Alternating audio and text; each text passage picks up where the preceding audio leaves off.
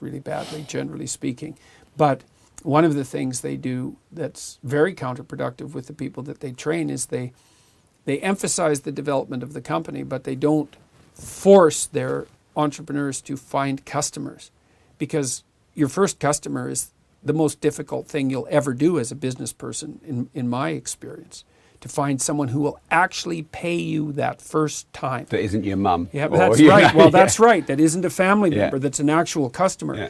And the other problem that people face when they're trying to sell a new product is one of the ways that people decide whether they're going to buy something is whether or not A, they know anyone else who's already bought it, or B, if there's other people in their domain that are already using it.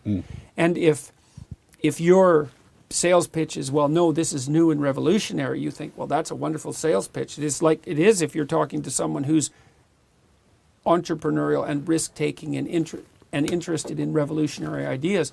But if you're talking to a middle manager in a company, the last thing that person wants to hear is, well, you could be a risk taker and introduce this into your company. The person's thinking, I don't want to put my job or reputation on the line for your product, even if it is revolutionary, in part because if it succeeds, I probably won't be rewarded for its success. So when we were selling our employee selection software, for example, we were academics, and so there was lots of things we didn't know about business. And one of the things we ran into, which was so funny, we talked to the people who were doing the hiring, and they had a certain budget, which was usually lower than, because they had virtually no budget for hiring, weirdly enough. So what we were charging for the product, which was still extremely modest, exceeded their budget. We said, well, look, you're going to make a 250-fold return on this. Pessimistically, it's 50. Realistically, it's 250, and the upper end was more like 500. So it's a no-brainer to implement this. It's like, well, we're budgeted on the cost side.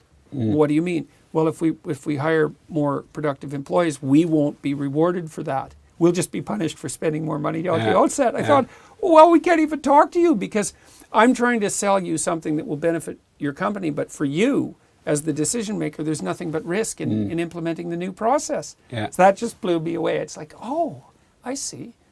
The hiring budget and the productivity budget aren't associated.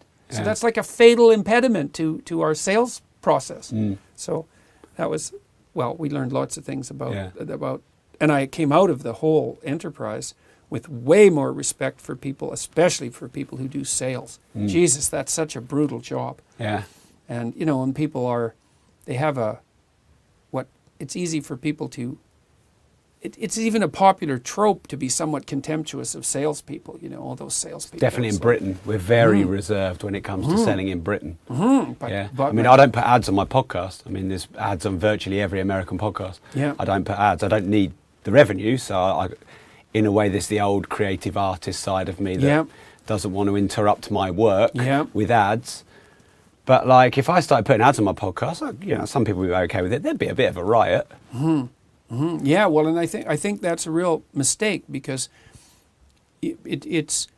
we're not giving the devil his due. It's really, really hard to be a good salesperson. And people like that are unbelievably rare and they're unbelievably valuable. And nothing wrong with it, and it doesn't make you a bad person, and you're not selling your soul. Well, it's also how are you going to generate revenue? And without that, how's economy money even going to move in an economy? And the other thing that happens with the artistic and maybe the entrepreneurial types too is that they end up with contempt for the business end of the process, and that's a real mistake. I mean, one of the things that I tell people who are artistically oriented, let's say, so they're in the entrepreneurial category, is, look, it's virtually impossible for you to monetize your product. That's the first thing you have to understand. So maybe you'll get lucky and you'll figure out a strategy. But if you add contempt for the sales and marketing process to that impossibility, you can be bloody well sure that all you're going to do is starve. So you better drop your contempt for the sales and marketing end of this if you want to sustain yourself through your life. And that's going to be a prerequisite for your creative endeavor. And art schools and establishments like that do an absolutely dreadful job of... Well, they don't teach it. I was an artist. I was an artist. I went through art school.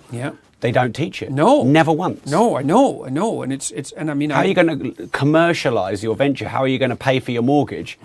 What? Just how are you going to buy food? Yeah, with just a paintbrush and a canvas. Oh Jesus, and artists are in particularly dire position, because as a visual artist, for example, you're not only competing with all the visual artists that now exist, and there's plenty of them, but you're also competing with all the dead artists who already have an established reputation and a body of work that's being still being exchanged in the marketplace. Yeah. And so you don't want to add contempt for the sales and marketing process to that. And you also probably have to understand that if you want to be an artist, that you're also going to have to have another job.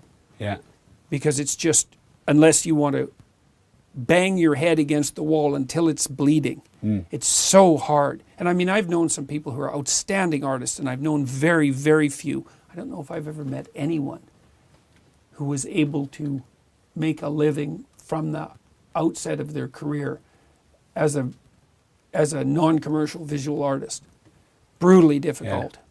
So, and adding contempt to that is not helpful. You should be very thankful that sales and marketing people exist. Even I know there's that, what would you call it, the mercantilist commercial element to it that is sort of, in some sense, you can consider it distasteful from the perspective of higher aesthetics, but don't confuse your ignorance of something important, sales and marketing, with your moral purity. That's a big mistake. It's a big ethical mistake, and you will pay for that. Yeah. So I think there's some simple solutions. I almost want to sort of summarize this part so far.